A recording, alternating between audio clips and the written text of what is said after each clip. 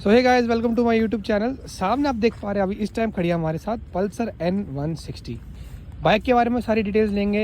इसके ओनर हमारे साथ खड़े हैं मिस्टर अविनेश, और इस बारे में बाइक के बारे में पूरी बात करने वाले हैं। बाइक के एडवांटेजेस, बाइक के डिसएडवांटेजेस, सर्विस कॉस्ट, और किन लोगों को ये रिकमेंडेड है कि वो अगर अपनी बाइक को अपग्रेड करना चाहते हैं तो वो कौन सी सेगमेंट से इससे अपग्रेड कर सकते हैं।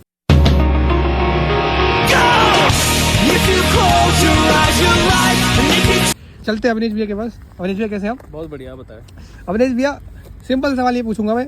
पहले आप लोगों को एक बार बाइक के बारे में थोड़ा दिखा दो कि बाइक दिखने में कैसी है। ये बाइक की चाबी, ये भाई ने अभी जितना मुझे लग रहा है, अगर आप देख सकते हैं कैमरा में, बाइक ने दिखा दी है कि बाइक 2778 किलोमीटर चल चुकी है। राइट।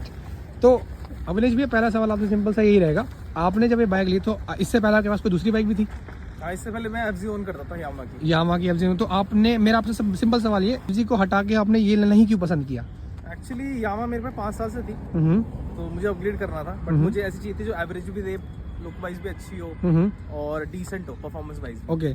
तो जब आप इस बाइक को ले रहे थे तो आप मुझे सिंपल सा क्वेश्चन पूछूंगा कि आपके मन में कोई और बाइक थी कि मतलब, या और बाइक भी देख रहे थे कि हाँ मैं इस बाइक को ले सकता हूँ या वगैरह वगैरह? बिल्कुल बिल्कुल, जैसे कि जिक्सर है 150 सेगमेंट में, मैं वो देख रहा था।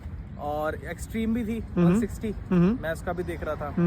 बट फिर मुझे बजाज पे ये था कि बजाज की मार्केट भी थोड़ी बड़ी है अभी फरीदाबाद के अंदर। मैं देखूँ हरियाणा में, तो फरीदाबाद में काफी शोरूम है, 5-6 शोरूम है इसके। और ये थोड़ी हाइप में भी थी, नई आई थी उस टाइम पे। बिल्कुल बिल्कुल। और इसकी परफॉर्मेंस और इसकी आवाज, सबसे बड़ी बात तो एग्जॉस्ट मोड बहुत अच्छा है इसका, और परफॉर्मेंस भी ठीक ठाक है। तो इस वजह से मैंने इसको चूज किया। भाई ने अगर एग्जॉस्ट की बात करें तो हम एक बार इसका एग्जॉस्ट सुनाई देते हैं।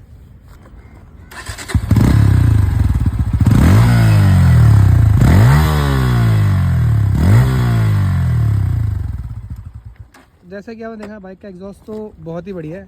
चल अविनेश भैया, ये बताइए कि बाइक आपने ले ली, बाइक को चलाने के बाद आपको फील क्या है? मतलब आपको लग रहा था कि इसके कॉम्पिटिटर से ज़्यादा बेटर है, या यही बाइक आपको बेस्ट लगी कॉम्पिटिशन में?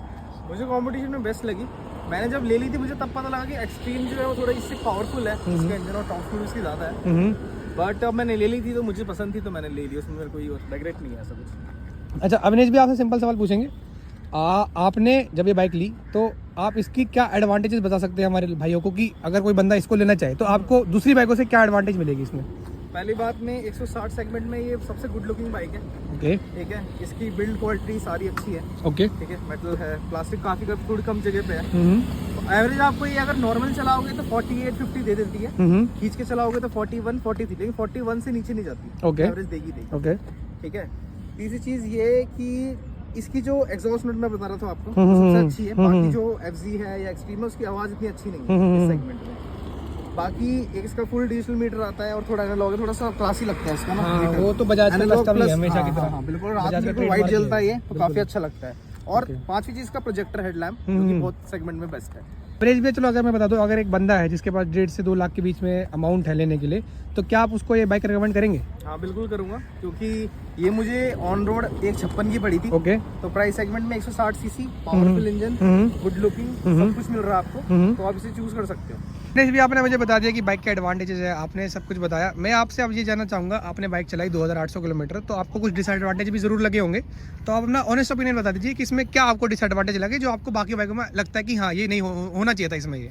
बिल्कुल, एक तो इसका 6th गियर मिसिंग है। जैसे आप अगर एमटी लेते हो तो 155 सीसी में 6th गियर आता है उसमें, तो पावर फील होती है, 6th गियर का लैग इसमें फील होता है 160 में। दूसरी चीज ये कि जब आप इसको 100 क्लॉक करते हो, 110-120 पे चलाते हो, तो उसका टायर 130 सेगमेंट का जैसा वोबल करता है। ओके। क्योंकि बाइक का वेट तो है, बट टायर आएगा उस हिसाब से बैलेंस नहीं हो पाता है, तो वो वोबल करता है। ओके। ओके।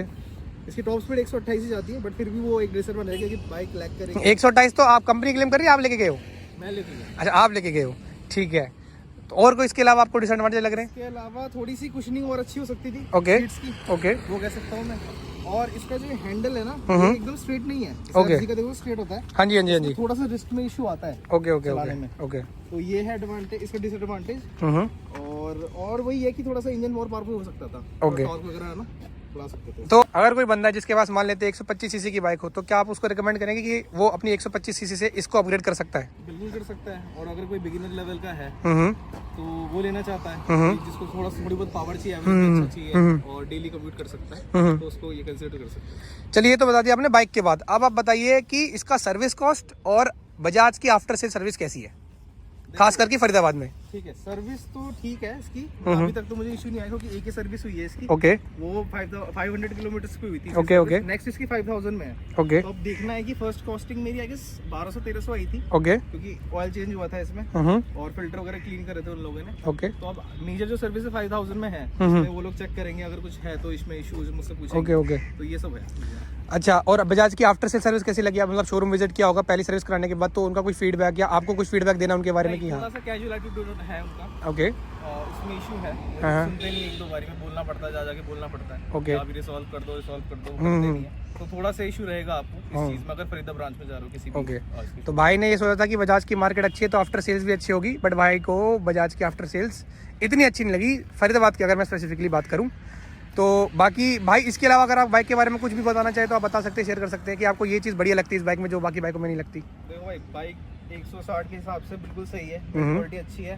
भक्ति है, तो ये थोड़ा सा लैग है बट भक्ति है बड़ी। ठीक है, तो अपने आरपीएम पकड़ती है 10-11 तक पूरा। Okay okay. और जो बिगिनर्स है वो ले सकते हैं, अगर जो ऑलरेडी चला रहे 150 सेगमेंट तो वो मत लें, वो फिर अपना 200 सीसी में करिश्मा ले लो या फिर एनएस ले लो, वो ले सकते हैं। 150 सेगमेंट सीसी से याद आया सर, अभी आपको अगर पता होगा बजाज ने इस बाइक को डिसकंटिन्यू करके इसका लोअर वर्जन निकाल दिया N150। यस। तो उसके बारे में आपका क्या ख्याल है? N150 में आई गेस 15-20 हज़ार का फर्क है। हाँ जी हाँ जी। और उसके ये चेंज है, वो हगर दे दिया है ओके जो होता है। ओके ठीक है, पावर फिगर्स बिल्कुल गिरा दिए हैं। ओके। इसके लुक बिल्कुल सेम लगेगी आपको, बट आई गेस ये इसका ये वाला स्विच है लाइट का, ये वैसे जलता रहता है। ओके, उसमें स्टार्ट होने के बाद ही जलेगा ये छोटा वाला बल्ब। Okay okay. तो ये इश्यूज है उसमें। तो ये था फीडबैक गाइस पल्सर N160 का ओनर के थ्रू। जैसे कि भाई आपने देख लिया कि बाइक का पूरा रिव्यू ओनर के थ्रू से अवरेज भाई ने पूरा बता दिया कि अगर आप एक 100 से या 125 सीसी सेगमेंट में हो, अगर आप बाइक में अपग्रेडेशन करना चाहते हो तो पल्सर N160 आपके लिए बहुत ही बढ़िया ऑप्शन हो सकती है। बाकी इसी के साथ मैं चाहूँगा आपसे विदा लेने के लिए। मिलते हैं आपसे एक बढ़िया अगले रिव्यू में, तब तक के लिए बाय बाय।